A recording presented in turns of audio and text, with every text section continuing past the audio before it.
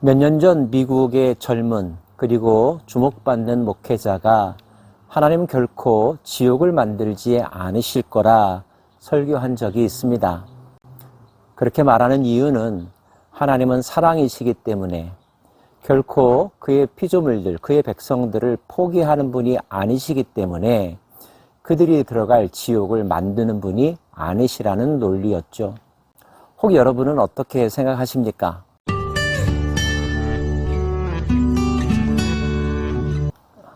그와 비슷한 주장을 했던 예레미야 당시에 한 선지자가 있었습니다. 하나냐라고 하는 선지자입니다.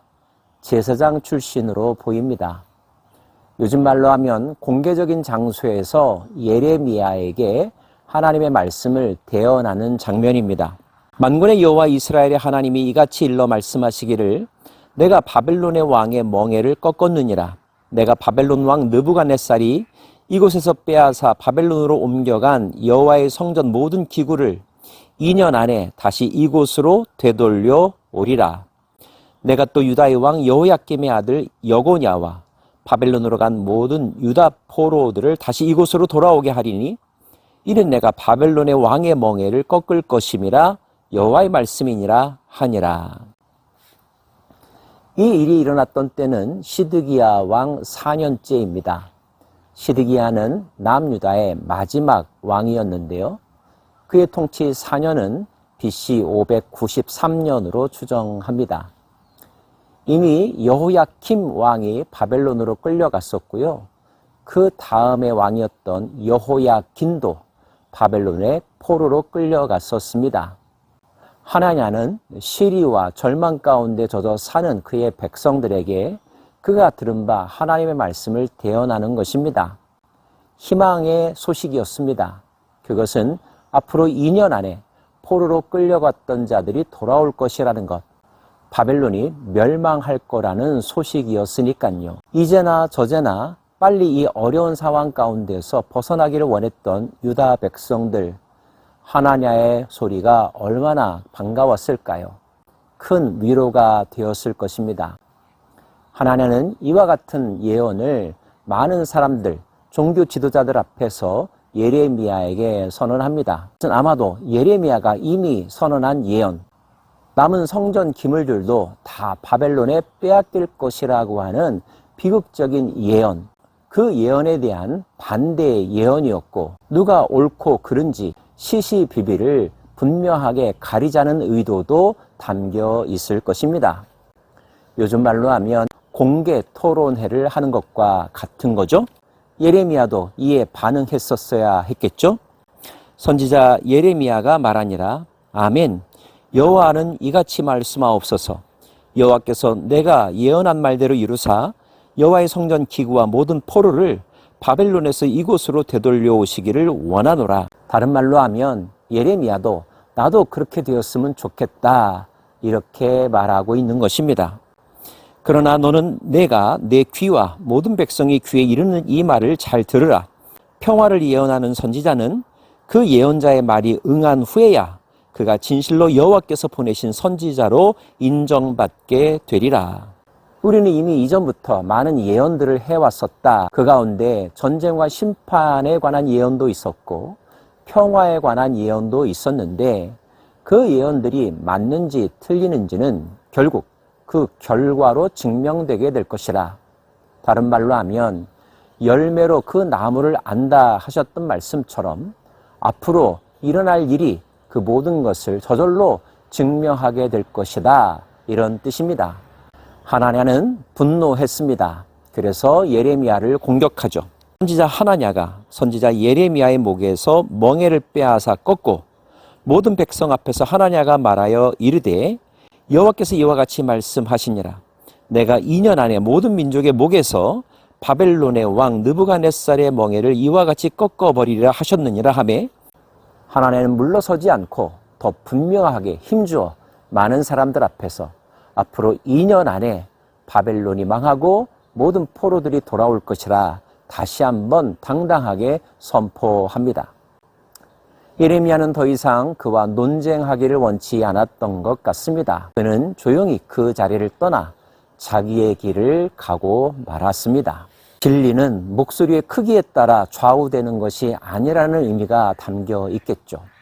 이후에 일어날 모든 일들이 누가 옳은지 무엇이 하나님의 말씀인지를 드러낼 것이기 때문에 이제 두고 보자라고 하는 의미가 담겨 있을 것입니다. 선지자 하나냐가 선지자 예레미야의 목에서 멍에를 꺾어버린 후에 여호와의 말씀이 예레미야에게 임하니라 이르시기를 너는 가서 하나냐에게 말하여 이르기를 여호와의 말씀에 내가 나무 멍에들을 꺾었으나 그 대신 쇠 멍에들을 만들었느니라. 내가 쇠 멍에로 이 모든 나라의 목에 메어 바벨론 왕 느부갓네살을 섬기게 하였으니 그들이 그를 섬기리라. 내가 들짐승도 그에게 주었느니라 하라. 나무 멍에보다 훨씬 더 무거운 쇠 멍에를 만들었다 하시면서 앞으로 유대 나라는 더욱더 힘든 상황 속에서 바벨론을 섬기게 될 것이라고 하나냐에게 분명히 전하라 하십니다. 예레미야는 하나냐를 찾아갑니다. 하나냐야 들으라. 여호와께서 너를 보내지 아니하셨거늘 내가 이 백성에게 거짓을 믿게 하는도다. 그러므로 여호와께서 이와 같이 말씀하시되 내가 너를 지면에서 제하리니 내가 여호와께 패역한 말을 하였음이라. 내가 금년에 죽으리라 하셨느니라 하더니 첫 대면에서 예레미야는 굳이 하나냐와 싸우는 길을 선택하지 않았습니다. 그래서 조용히 그 길을 떠났던 거죠.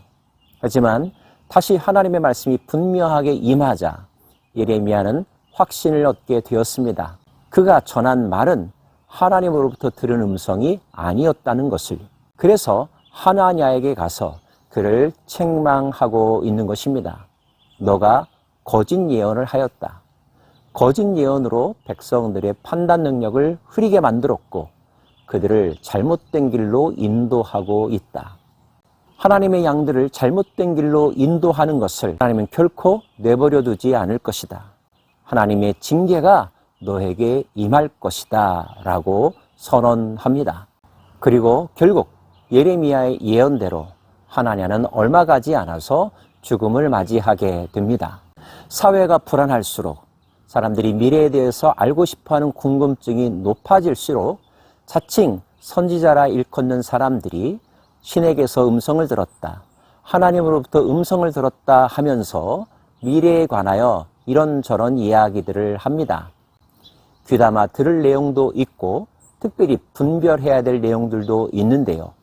사실 대부분의 사람들은 무엇이 진실인지 하나님의 음성인지 알기가 쉽지 않습니다. 결국 시간이 지나서야 확인되는 경우가 대부분이죠.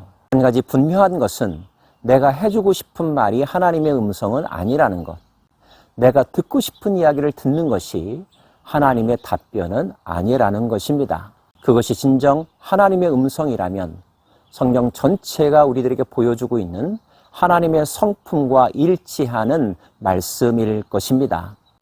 공의로우시면서도 사랑이 풍성하신, 사랑이 끝이 없으시면서도 공의를 잃지 않는 하나님의 성품을 분명하게 이해할 때만이 우리에게 들려지는 많은 소리가 하나님으로부터 온 것인지 악한 영으로부터 나오는 우리를 미혹해 하는 소리인지 조금이라도 분별할 수 있지 않겠습니까?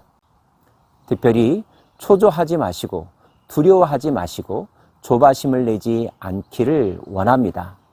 우리가 무엇인가에 두려워한다는 사실을 사단은 정확하게 알고 있답니다. 그 두려움을 이용하여 우리를 잘못된 길로 이끌어가죠. 거짓 평안을 전하기도 하고요. 우리를 겁에 질리게 만들기도 합니다. 그래서 결국 우리를 그들의 소나기에 발 아래 두려고 하는 것이 사단의 계략이라고 하는 것 잊지 말아야 할 것입니다. 중요한 것은 앞으로 어떤 일이 일어날 것인가가 아니라 어떤 일이 닥친다 할지라도 내가 어떠한 마음, 어떠한 자세를 끝까지 지키느냐 하는 것일 겁니다. 힌트를 얻으려고 우왕좌왕하기보다는 정답을 붙잡고 묵묵히 그 안에 머무르며 그 방법대로 살아가기를 선택하는 저와 여러분이 되기를 원합니다. 기도하십시다.